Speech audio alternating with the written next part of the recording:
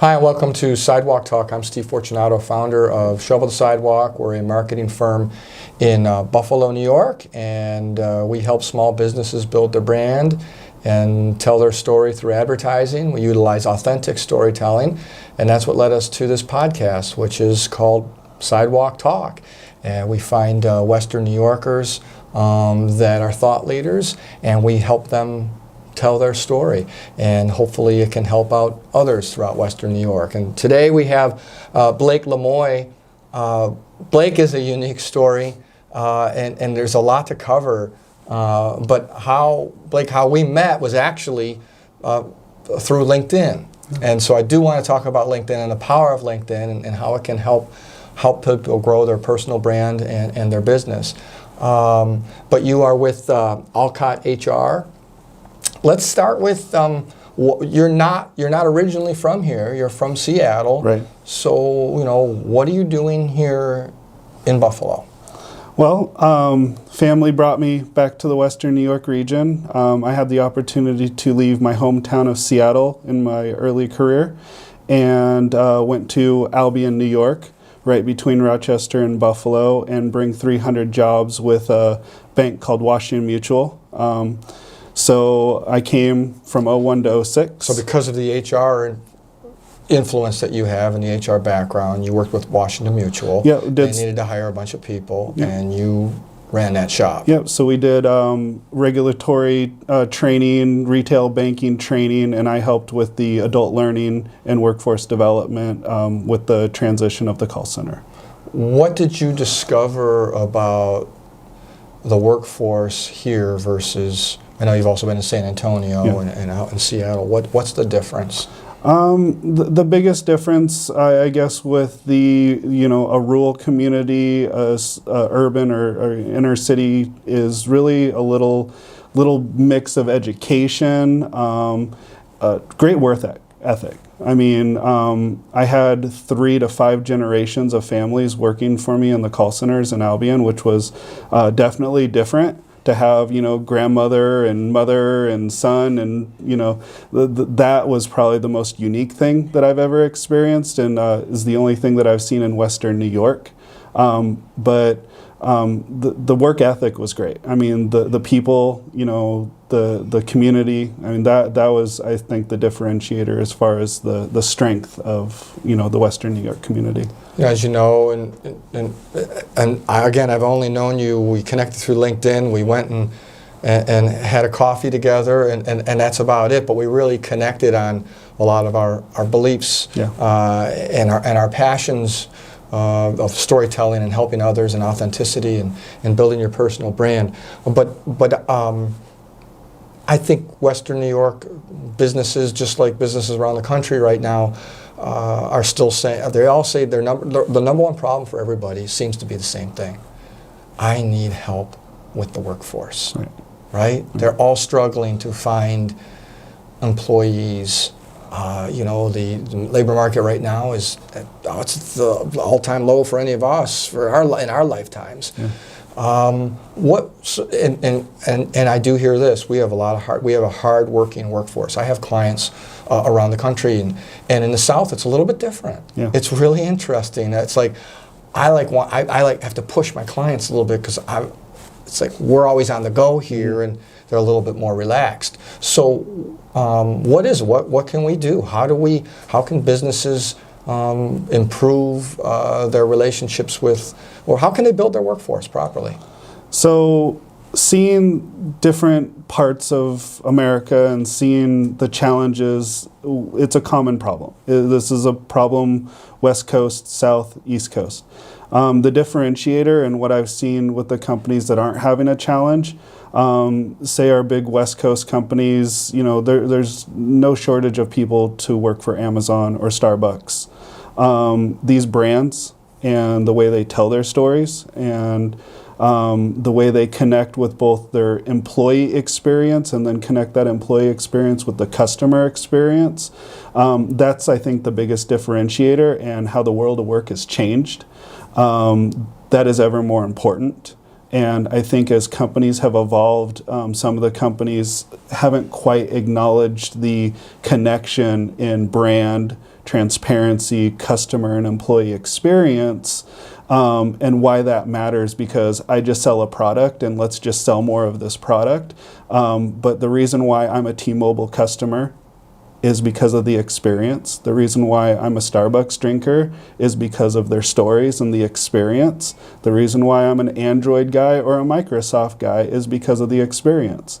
You know, I love Apple and I'm not an Apple user, but I'm a stockholder of Apple because they believe in that experience. You look at some of these companies that have been around only for the last 20 or 30 years, they're now top.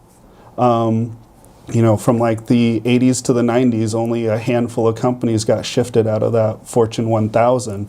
And then from, you know, the 90s to now, that almost flipped upside down. You know, you look at the traditional companies like GM or Sears, Toys R Us, and then you look at these newer ones like Amazon and Starbucks, and they're now top of the top only in 20 years, where the other companies, it took several hundred. It's a loaded answer. But you just gave me a loaded answer, so we have a lot to cover. Near and dear to me is what you mentioned, the brand, the employer brand. Yeah. And to me, and I know we connected on this, off air, but employer brand it's not just for the Amazons and the Nikes.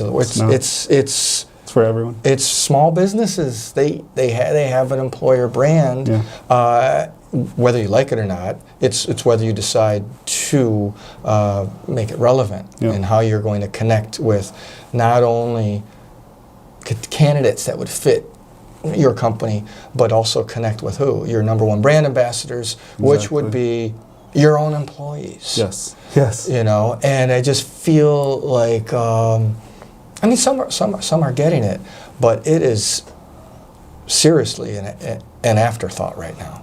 It's an afterthought, and the ones that it's not an afterthought are the ones winning.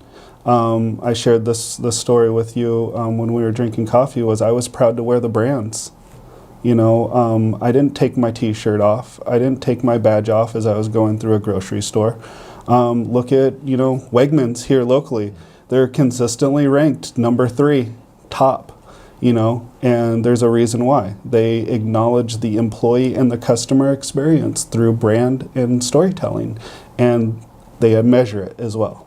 So it's not I have a good brand, it's show me how you have a good brand and show me how you're measuring the employee, the customer experience, and connecting that. And I think that's really where, whether you're a 1 employee crew, a 3 employee crew, or a 300 or a 300,000, that is where the world is going, and people are going to transact with the brands that have a connection to them. Is it really it's semantics here, and I know you agree with me.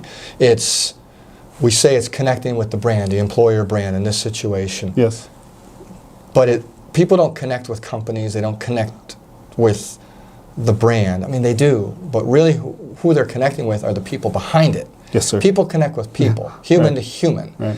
So it's in this situation, like for recruitment, I want to connect with employees that work there. I want to understand them as human beings, right? Yeah. And that's that employer brand. That's the storytelling that people connect with. Right. I read a recent Forbes article that's talking about the evolution of the new CEO.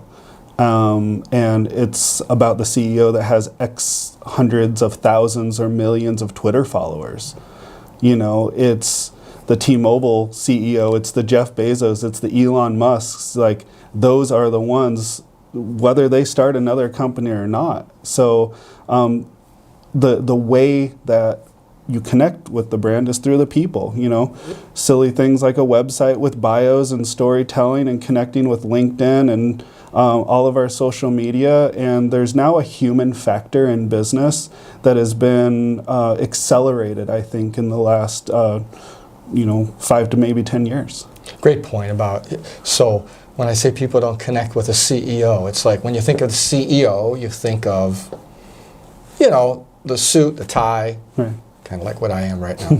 But, but you think of, I really don't know that person. Right. I know that's a CEO, it's not a person. Right. And the Elon Musk of the world, whether you like him or don't like him, he's a CEO, but you don't think of him as a CEO. You think of him as the brand, as a person. As a person. And that's who you're going to, oh, cool, I get to work with that company who's led by that guy. Right. That's pretty cool, right? Exactly. Yeah, I was joking. There was something coming out where Elon Musk is coming to the Tesla plant here in Buffalo, and they're hiring 400 people. And I said, if Elon Musk had an office in Buffalo and he was there on a daily basis, I would sweep floors at that place to be there. What about like a Warren Buffett? I mean, he's got himself a brand. I don't know if he did it on purpose. He's been very successful at what he's done. But I know, when he doesn't always tell the world, but sometimes he comes and visits Geico, and they're all over him. Yes. People want to work for someone like him. Question if he did it intentionally or not, but he embraced it. He is a personal brand. Another person that I follow, people look at those wins with Berkshire Hathaway and Geico and everything that he's investing. Him and Bill Gates have had conversations where Bill Gates went to Warren Buffett, and Warren Buffett turned him down because he didn't understand computers. And he doesn't regret that he didn't. But Warren Buffett and Bill Gates are best friends. They connected, and they connected on a personal level, even though it wasn't a good business transaction. And he looks back and he's like, yeah, I probably could have made a whole lot of money investing, being one of those first people that invested in Microsoft. And going into the technology stories, and there's documentaries about this, when Steve Jobs ran out of Apple, and then created this magical, beautiful thing called Pixar. When Apple was tanking, a personal brand, a personal connection, he was asked to come back to Apple, and who infused him with a whole bunch of investment capital? Mr. Bill Gates and Microsoft. He took an exit plan in a couple of years. He sold it off. He could have kept that and been 20 times richer through Microsoft, but he used that for a purpose. He helped a competitor. And that's the difference nowadays, is if you look at these root stories, Bill Gates and Steve Jobs, Microsoft and Apple, you would think that those would be going head to head, and sometimes they did, but they were still taking care of each other because they had a personal brand together, and they had a mission to lift up the way we do business now. And I feel that what you just described also describes you and your mission. Yeah. You've talked to me quite a bit about, well, I really think this is really cool what you guys are doing with this podcast, because we're just trying to help people tell their story. We're trying to help connect people, because if people get connected, we all win. Yes. If something you say in this podcast helps one person say, oh, that was a bad move by him, or that was a good move by him, and they learn from that, that's great. That's only going to help our community, right? Yeah. So, but that's what you're all about, and you think that's the direction all business will go, whether all successful business will go. What are you doing? I mean, what are you doing in Buffalo to try to get, or Western New York, to try to get companies to work together? I see it a lot in marketing. I see a lot of us all working together on special projects, or saying, hey, you're really good at this particular part of the business. Why don't you work with this particular client? Right. I want to refer people all the time. We can do these things, but these guys are better at that, right? Yeah, I think that's exactly it, is don't be an expert at everything. When I started my consulting firm, it was a need, and it was out of my computer expertise, and I was helping build websites, and it really evolved into helping people with my Fortune 500 experience on building brands and connecting brands, and it evolved. I don't build the websites. I have people that build the websites, and here's the person, here's his name. I don't hide behind a contract and try to, and I think when I came to Buffalo, I've been here since May. Techstars has been here. I've been trying to just connect with some great people, and I think that's been the most rewarding part is meeting people like yourself, meeting all these other community leaders and people that they're not okay with the status quo. We've grown, we've made some changes. The pace of change needs to accelerate, and we need more people that have experience from the outside that are coming in, and I think that's a big differentiator. And the thing that I want to bring to this region is there's a lot of people doing a lot of great things individually, and we need to break down those silos. And even if our groups are doing two of the same things in two of the same areas, we need to work together, because there's areas that I grew up in that are half the footprint of Erie County. And one thing that everyone can agree on here is the Niagara Falls, the Buffalo, the Rochesters. There's more 501(c)(3)s here per capita than almost any other state. Like, we have a lot of people doing a lot of things individually that need to come together, and that's why I love digital. That's why I love technology. That's what the power of this is to connect it all. Let's talk about your company. So it's still alive because you had a booming consulting company when you were in San Antonio, and you know, you had to move out here. Yeah. We're glad you're here, and I'm glad you're making a go of it. And you want to immediately, you're figuring out ways to connect people in our community, which is going to be better for everybody. But the name of your company, what is your name of your company? It's oneighty.io. What does 180. What does that mean? So 180 degrees.io, input output. Okay. So if you look at the logo, and it's got a forward swoop like a chart going up, which is what every business wants to do with a rocket. 180 degrees with good input, good output. And everything's digital, everything's technology. If it's not measured, it didn't happen. And we can go and read all the stories in Inc. and Forbes. Data is the new gold.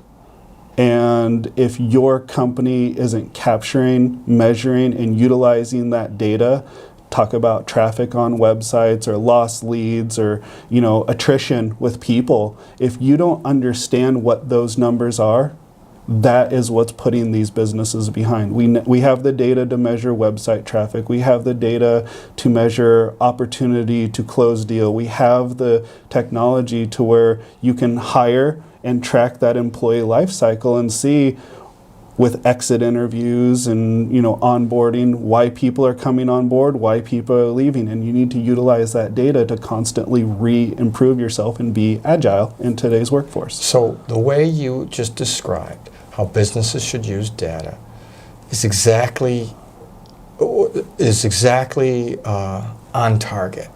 And I would say, I can't give you a percentage, but very few companies are utilizing that data. And then the ones that are, I'm in the marketing world, right? And this is what drives me crazy, is, well, it's a digital world. Yes, it is. So our marketing has to go into digital because it shows us the return on investment, right? And digital isn't the answer. You know, the brand is, there's going to be a digital world in 10 years that we don't comprehend yet. Yes. We'll comprehend it then, I hope, right? 20 years, 30 it might be years. hologram. Yeah. You never know. But it's still going to come down to the brand and having a story to tell. People. You leverage your digital assets. You leverage digital to help tell the story, and then you analyze the data from there. But when it comes to advertising ROI, I often hear, oh, well, that was great. We did a Facebook campaign and whatever. We got a lot of conversions. The conversion rate was fantastic. Was it because of the Facebook campaign? Or was it because, I don't know, you've been building the brand for the last 5 years, you've built your story, you've had multiple touch points, and then we utilized a Facebook advertising campaign to help build that story, and that was the last touch point. I don't know. Was it because a neighbor told somebody about this product or service, and then they happen to be on Facebook and say, I don't know, I have a connection with that particular company and I'm going to respond. I don't know. I mean, what bothers me is that a lot take what you just said, which is so on target, and say, see, this is how we're going to measure results now, is how many conversions we have, and that's not it. That's not the standalone data. No. You have to recognize there's a bigger picture. It's kind of like in the medical industry when you triage someone and you look at their pulse and those are indicators. We now have the ability through digital to create channels such as podcasts and videos and YouTube and Twitter and Facebook, and we now have the control to where 10 years ago and 20 years ago we were limited. We had radio, print, TV, and even before that we had only a handful of TV channels. Then we went into cable. So we now have the ability to get it out there. The way we measure things nowadays, there's data in the real estate world that says when a buyer is ready to buy or sell a house, they need to have an interaction with that brand anywhere between 15 to 21 times.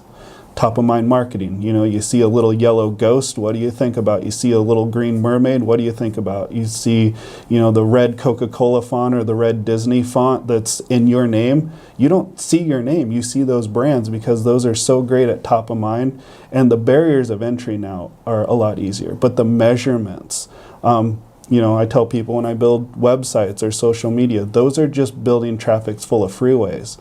But are you putting the right exits to the right people? And that's where sales and marketing now are connecting through data. Great creative is very important, but look at the difference between, say, a Craigslist website and an eBay website. They're both selling, but eBay put millions of dollars into creative and measurements and analytics, and they're different target markets. So, Mercedes and BMW, they spend pennies on the dollars to market here in the US because their brand is so strong that once you buy a Mercedes or a BMW, you become a loyal buyer. But Ford and Chevy are out there spending hundreds of millions of dollars trying to acquire. So that goes back into your brand, and that goes back into that experience, because once you deepen that experience, you ask any BMW owner, they're not going to buy a Ford. How is that scalable? I don't know if that's the right term, but how does that equate? See, to me, what you're talking about is it's the same with small businesses. It's exactly. A lot of people will say, well, that's BMW. I mean, I'm not BMW. Exactly. I hear that all the time. I'm not hamburgers. Starbucks or Amazon. Right. So how do you take that and take those great examples and explain it to a small business that it's the same for you? So let's go down to small business, and I was listening to NPR yesterday, and they were talking about the re-evolution of bookstores. With the closures of Barnes and Noble and all these other bookstores that are having a hard time, there's new opportunities for the local small one employee bookstore owner to deepen that relationship, and they're doing things like having conversations and book readings and increasing the experience through they're even serving coffee and alcohol in some of these because people are hungry for experiences. They're not hungry for transactional anymore. I can buy the same book on Amazon, but if I go to my local bookstore and they recommend something to me and I have a cup of coffee and I have a stimulating conversation, I'll pay retail instead of paying a couple dollars cheaper for Amazon. But these small businesses need to understand that relationship and that experience is all communicated through their brand, through their people, and they need to understand who that target market is and what's important to them, because it's different. It's different here. It's human, though. Yeah, it's human. That's what Tim Hortons is Western New York in Canada. Starbucks is the West Coast. I know, and we got Spot Coffee here too. These are regional differentiators, but it's still the same experience. So, people need to deepen and understand that relationship and those experiences through data, through technology, through social media and marketing, and analyze that data and figure out where your strategic value consumer is and how to deepen that relationship. So banks realize that you open a checking and savings account, you're more likely to leave. But you open a checking, a savings, a CD, a mortgage, So on the business level, you need to constantly look at deepening that relationship just as much as you're trying to hunt for a new customer. And I think that's another thing that a lot of companies are missing out on, is they're trying to hunt for new customers instead of deepen the relationship with their existing customer. They're your word of mouth. You're listening to Sidewalk Talk, a podcast in which we connect thought leaders in Western New York to the community and help tell their story through authenticity. Just a programming note, Jamie, we're going to go past our allotted time, so you're going to have to give me a heads up, and we'll make the switch. We'll just slow down for a minute, in a couple minutes. So today we're talking with Blake LeMoi. He works here locally in Western New York with Alcott HR. He does a lot of things. The company that he also has is oneighty.io. Right? Okay. So, but what I always find interesting in talking, your focus on everything ends up being, well, in the end result would be sales. Yes. Because without sales solves all problems, right? But it's a lot of people say, well, we just need more sales.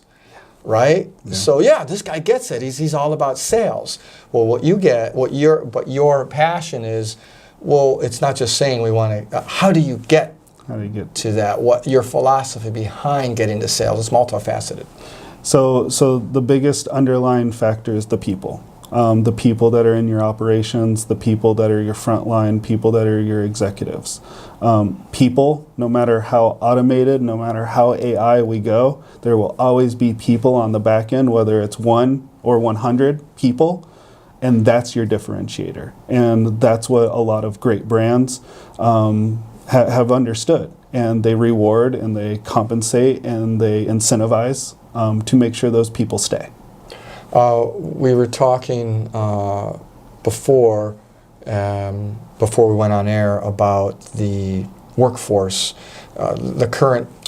Here's what we compared it to. People, a lot of times in Buffalo, we're like, well, we're never going to have to, we're 10, 15 years away from, we're not really losing employees or potential employees out to the West Coast or Silicon Valley. It's just not gonna, we don't have to worry about that. We got to worry about what's here. It is. But we do have to worry about that because those companies are now coming here because there's such a thing as a remote workforce. Can you expand on remote workforce and why we need to be more aware of that as employers? So the world of work is changing. We've all heard of work-life balance and 410s and what's going on in Europe, and the way companies are going to attract and retain top talent and young talent and new talent is balancing that performance and giving them as much that they can. We have technology with VPNs. We have the ability to log in. Companies like Amazon and Microsoft and Apple, it doesn't matter what city you live in. If you're qualified and if you can do the job, they will pay you the West Coast salary in Buffalo. They will pay you the West Coast salary in Louisiana. It doesn't matter anymore. But you know that for a fact because you've met people locally that are working for some of these big companies, and they work right out of their home, and they're paid pretty well. Yeah, I actually, when I moved out here in 2001, I was on a West Coast salary making about 20 to 30% more than my coworkers. And when I went down to Texas, they were actually starting people at $9 an hour when almost 9 years previously in Seattle, they were starting at $12 to $14 an hour. So there are differences, and we can talk about cost of living and all that, but it doesn't matter anymore. And the way we're going to fill that workforce gap and the way we're going to retain people is we need to understand that we're in a national market now. And a lot of these companies, it doesn't matter what city you work in. If you have the skills, you can work in Buffalo and work in New York City, Boston, Seattle, San Francisco, and that gate is about to be unleashed. and some of these big companies, because they are having such a hard time with talent acquisition. They have now done so much research on how to manage their workforce remotely that it's going to be almost 100%. I want to talk about LinkedIn. Yeah. It's a real powerful tool. And talk about it's a digital world, right?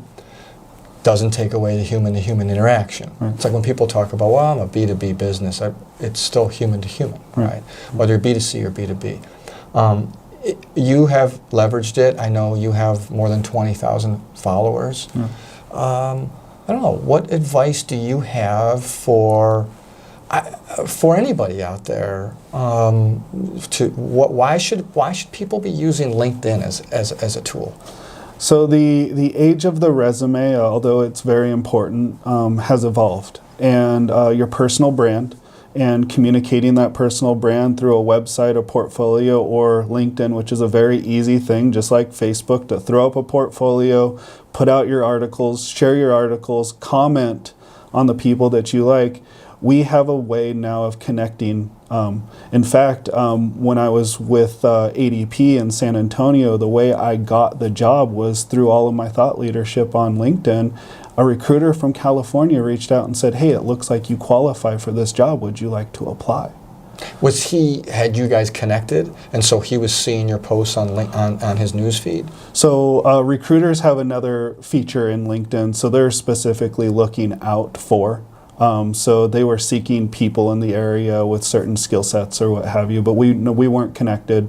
They were actively seeking, and that's another thing that a lot of these big companies are doing, is they're utilizing LinkedIn. So putting your resume out there, which my resume is out there, putting my personal brand, putting all of the stuff that you believe in and what you connect with, that is what's going to be your resume on steroids, I guess you would say nowadays. Here's the pushback I'm getting from some of our clients that we're encouraging to push more content out on LinkedIn through their personal brand, not the company brand. Yes. And we can get to that in a second. But what I am hearing, which I get because I went through it, when Jamie from Scalable Sidewalk was pushing me, he's like, you have a lot of thoughts. We should really let the world know about it and share your thoughts, which is then it led to this podcast too, because let everybody share their thoughts. But it's the people that are not using LinkedIn the right way, that are messaging you and selling you. Yeah. It's the modern day version of cold calls. It is. It's, hey, I've got this, and they're making a mistake, number one, and you can figure that out in a second. I would assume they don't get much business out of that, but it's actually keeping people from wanting to get more involved and connect with people on LinkedIn. So what do you? It's like when people, I don't want to get on Facebook because I don't want to hear my high school. I didn't like them in high school, but I don't like them now. You know, but it's almost the same kind of thought process. It is. It's like the product curve. I mean, how many people held on to their flip phones, and we won't mention that flip phones are back. But you know, it's that evolution of the product cycle. Is you couldn't refuse to have a phone. You back in the day, it was Yellow Pages. You know, you'd had to advertise in Yellow Pages, and then in the late '90s, it was you got to have a static website. You just got to have a website. Well, now the way to get your message out there is through engaging content, and LinkedIn is one of the most highly trafficked websites. So I get it. It can be disruptive. We're in a very disruptive world.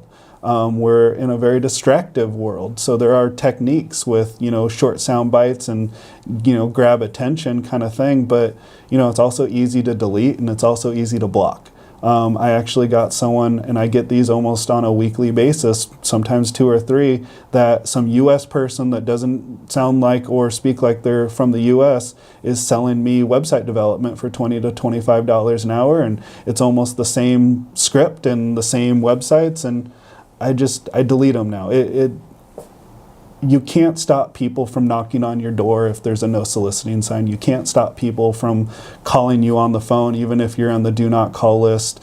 You can't stop people from messaging you on LinkedIn or what have you. But that's where everyone is. We can connect with the world. So you just got to feed through the distractions, I think. And utilize it for good. I got 20,000 plus followers, and I get several hundred to several thousand views. And the way I've succeeded is bringing my personal brand and, my family, my business, and all of that stuff, and connecting that through digital and storytelling. So it's your advice for, I literally had a client just email me yesterday and say, what is the etiquette? Should I delete them? Do I respond to them? Because some of them, maybe they have good intentions and they really believe they have a product to sell that could help you, but it's just they're going about it the wrong way. They're not connecting. It's like, hey, I've got a product. There's no connection. He doesn't want to deal with it. And my answer was, you know what? It's a little bit labor intensive, but I feel like over time you get less and less of those, or I don't know why. Or those people kind of go away. It seems like when you make that connection, you know that there's a problem when they connect with you and they start messaging you right away. Yeah. But what is it? I didn't feel like I gave them a good answer. I don't block those people. I mean, I know there's certain people that you want to block, just ignore it, or, I mean, if someone calls on me and they're trying to do their job, I try not to ignore them. Right. I try to do the right thing. But when you're getting 100 of them, what do you do? I mean, what is the right? I don't know what the answer is. I'm sure the right answer is different for everyone. As an example, I actually messaged this gentleman that was, the same script. I do web development, $20 an hour, said he was from San Francisco. And I said, hey, I don't want to be rude, but I get 2 to 3 of these weekly, and it's very distracting. So if you want to be one of my approved vendors, I would like to create a relationship with you. And I think that's the way sales has evolved. Whether it's cold calling, whether it's, direct mail, or now LinkedIn, which is just a new channel to be annoyed by. We all have our spam folders now and junk folders, and emails kind of gone on the wayside, and now it's going into LinkedIn and text messages and stuff. You need to, I think that's why brand is so important, and that's why this experience is so important, is we're in such a distractive world, and it gets overwhelming, and it's just hard. And for someone that's been a digital native and been in technology forward cities, to me it's another thing that just goes to my spam, and every once in a while I respond and say, hey, no thank you. But I think it's up to the way someone wants to handle it. We have the ability to block them if you want to, but that's not going to stop. We're in a world of distractions, and that's, I just think, the biggest challenge, and how we need to show how distractive our world is and how sales have been flipped upside down because of that. Explain that in more detail. Because to me, cold calling, I don't know when it was popular, but it's, you know what I mean? But apparently it was. I don't know if, when someone cold calls on me, I'm angry. It ruins their reputation. I don't know you. Yeah. But yet doesn't mean they're bad people. Right. And I guess that point is the same way I feel about when someone messages me or cold calls me through LinkedIn. It's just human. It's just the same. I have the same reaction. But what do you mean sales has been turned upside down? So look at the way we consume videos. We no longer go to a video store. Look at the way we consume groceries. We no longer have to go to a grocery store. You can do curbside pickup or now get it delivered. We no longer consume, and this is the best example, the car buying experience. I consulted with some dealerships back in Texas, and there's over 100 to 200 what's called micro moments in the buying experience. So they go from hundreds to tens to maybe 3 or 4, and a person will only go into about 1.5 dealerships before they buy a car. So no longer do buyers go to car lots, do test drives, experience, utilize the salesperson as the thought leader. They consume that thought leadership in a different way through, car reviews and Edmunds and all these other, ways of seeing the car through a digital presence, and they make their buying decisions now in a different way. Think about how you bought your phone. Did you look at reviews? Did you compare? Or did you go to, the Apple store or the Microsoft store or Best Buy or whatever that has all of the brands? People consume things differently, how digitally native they are or aren't. So there are still a lot of people that are still experiencing it in the old-fashioned, tangible way. But the majority of people in the workforce are now millennials. They are digitally natives. They go through reviews and reputation and 5-star reviews and all of that. So the way people buy is all through those experiences and how well you're demoing your product online and doing your product demos, subscribe here and, download this demo or come watch this product review. I mean, there's people making money unboxing toys. There's kids making money as a full-time career unboxing toys because that toy company and that brand is sponsoring those because that's the new way that people are experiencing brands. And people, I don't know if it's a millennial thing or not, but I think we're just done being advertised to. Yes. We want again, back to what we talked about before, we want the connection. We want to like the vision. Yeah. Right? Before we go ahead and buy. Or like the brand or like the people behind it and understand it. Yeah. And I guess I want to get back to LinkedIn because it's a sales tool. It really is when it's used properly. Yeah. Right? Yeah. It is a way for people to understand your thinking and say, I like how that person thinks. If I'm ever in need of that particular service or if I know someone it is, I should connect those people too, right? It's that simple, isn't it? It is that simple. LinkedIn is one of the most powerful B2B and business tool connectors I think out there. There's Sales Navigator, there's Recruiting Navigators, there's things that you can pay for that enhance it, have CRMs and ways of following, and I would love to show tips and tricks and ways that I've been very successful on there, and we could probably do hours of conversations on just how to utilize that one tool. But LinkedIn is the most powerful way, in my opinion, to connect the business community. And it lessens that barrier of entry. Say in our conversation, I saw one of your podcasts. I connected with you, said I really love what you're doing, and we went out and had coffee. What if I cold called you? It would have been completely different. Maybe we would have had the same conversation because we connected on a personal brand. But that's the differentiator, is it's a less disruptive barrier of entry. People can respond at their own convenience to a digital communication. People, I don't know about you, but I don't check my voicemails.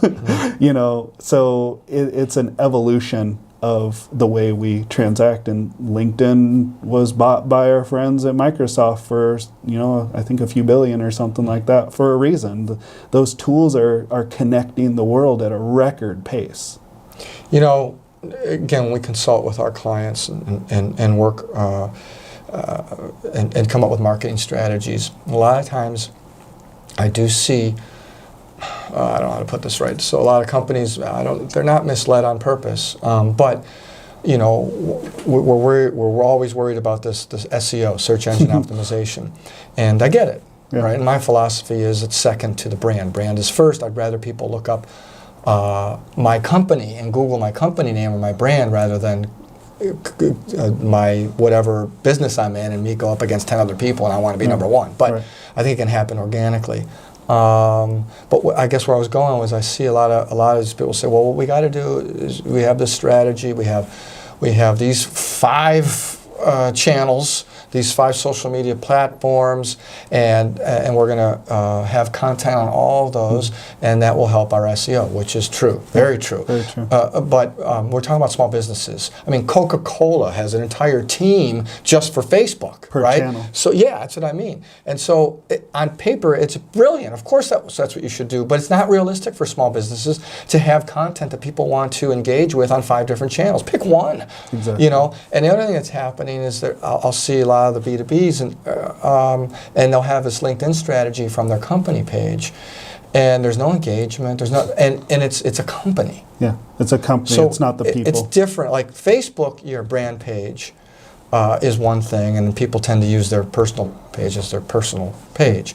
But LinkedIn, the personal page is more important than the company page. By far. You look at my 180 page, and it's only got like maybe 20 followers. You look at Alcott's page, and they have several thousand followers.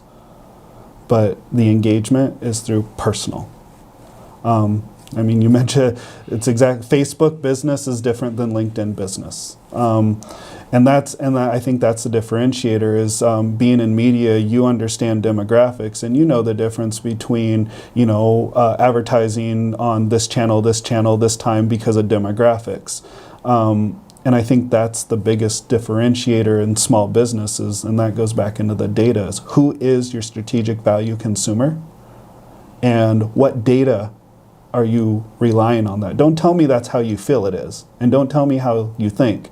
Utilize your social media and your web traffic and all of that demographic that you have that can pinpoint age, sex, income, all these trigger events, and then take that with your point of sale systems. And when people swipe cards, that shows you what zip codes they're in. Take your loyalty programs and capture that demographics and compare the two. Because the people on the outside of the window that are liking and sharing aren't necessarily the ones that are in there actually swiping cards and buying. So that's, I think, where the small businesses get really confused. And, I hate to say it, but marketing agencies and creative people, that's the new used car salesman. Like, they're a dime a dozen. They're pretty faces and great coders, and we have to stick to our areas of expertise. My area of expertise is bringing that digital into a sales process. And there's great salespeople and there's great marketing people that I work with. And these small businesses, they get distracted by the next shiny thing that's like, oh, my friend does social media, or oh, my friend does websites. SEO. And you no longer load your website with keywords anymore. I can make your website number one on Google by having good Facebook reviews and good Google reviews and good engagement on social media, and have horrible keywords, even though that's the fundamental and still the foundation today is keywords. Header tags and all that jumbo and jargon, and it's so distracting. No one cares about how an internal combustion engine works. They turn the key, they go down the road. And that's where websites, we can go in the nitty gritty on header tags and H1 and H2, and the fact that to index a Google page, you need X amount of characters, and who cares? It's about engagement, and it's about connecting with those people. You can have a horrible Wix or Weebly or Squarespace website, and not knocking them because they serve their purpose and they're great. I've seen businesses be multi-million-dollar businesses on those cookie-cutter websites, as small businesses are doing exactly what you said. Oh, I talked to my expert and they need a WordPress website that's custom, and I need to be on 17 different channels, and it's distracting. And then that goes back to our previous conversation of we're just in a world of massive distractions, and the experts are the ones that are weeding that out. Doing what you're doing, and just a daily podcast or a daily video, and just bringing that word out there organically is going to work better than any SEO. In the end, your advice then, I'll let you say it, but I think we're on the same page because we really want to help that small business owner, right? Yeah. The advice would be just think about the end user, right? Think about who you're trying to connect with. Yeah. And because this is what Google wants you to do. This is what the platforms, the social media platforms want you to do. They want you to provide content that others actually want to consume. Yeah. And if you focus on that other stuff will take care of itself. Everything else will come. Yeah. Inbound marketing instead of outbound marketing. You want to be exhibiting that thought leadership. Depending on your business, whether you're B2C, it's going to be more transactional, it's going to be more distractive. It's just the way it is. B2B is going to be more long-term relationship nurturing, lead scoring, re-nurturing, retargeting. But bottom line is you need to understand who your strategic value consumer is, who your high dollar is. I mean, we can go to marketing classes all day long and talk about cash cows and loss leaders and all that stuff. We have to analyze that, and we have to understand what it is. There's a reason why McDonald's put out a dollar menu, and it has nothing to do with the fact that they lose money every single time they sell a burger for $1. They know that loss leader is going to bring in X amount of people that are going to buy a soda or pop or whatever we want to call it wherever we are, that brings a 200% margin. Or poison. Well, right? yeah, that's a whole nother, you talk about the ethics and the connections. I mean, those brands that were once leading brands are dying, where if you look at them in Europe, they're all organic. And they haven't adjusted. They're trying to do some old school distractive loss leader, and look at Wendy's and Burger King. They're copying. They're mimicking a failed process where they need to like turn it upside, and they're trying to do the veggie burgers and all this stuff. I get it. They're being different, and that's what we need to do. Is we need to deepen that relationship and that experience and say, customer, why do you shop with me? Why do you come to my store? And you need to duplicate that. And we have measurements with social media and analytics and loyalty programs and point of sale systems, and all that data is there for a reason. I mean, look at Google. They don't sell anything, and they're the most valuable company because they know where we are, what we do, what websites. And that's how Facebook monetized before paid boosting. It's about that data, and that's the evolution, and it goes down to a small business, and it is very affordable because chances are you already have those tools. Google Analytics is free. You're probably already swiping credit cards. That has analytics on it. Don't get distracted by all the bells and whistles, by all the extra options. So you can do this for free or very low, and just take some organic posts and tell some good stories and connect your people and tell your people stories and tell your customer stories and case studies and drive 5-star reviews. And you look at the small bakery that's doing that, and they got hundreds of 5-star reviews, and they're loving life and business is great. Well, you got the other bakery that doesn't understand digital and has a couple people that are running in and out, and the difference could be hundreds and hundreds of thousands of dollars of profit with the same type of company in the same block because they understand it. All right, we are, so Blake LeMoi is his name. We can find out, why don't I just I'm going to spell your last name. Okay. LeMoi, Yep. right? LeMoi. So if you want to engage with Blake and hear more of his thoughts, he's got a lot of thoughts, he's got a lot of knowledge. I'll just tell people to go onto LinkedIn and look you up on LinkedIn. Blake LeMoi, LeMoi. BlakeLeMoi.com. It actually reroutes to LinkedIn. Does it? Yeah. All right, there's even more to learn there. So Blake LeMoi has been our guest on the longest Sidewalk Talk podcast we've had so far, right? All right, we went over our time a little bit, but that's okay. There are no rules. It's not like we have. Yeah. It has to be exactly whatever we want to do.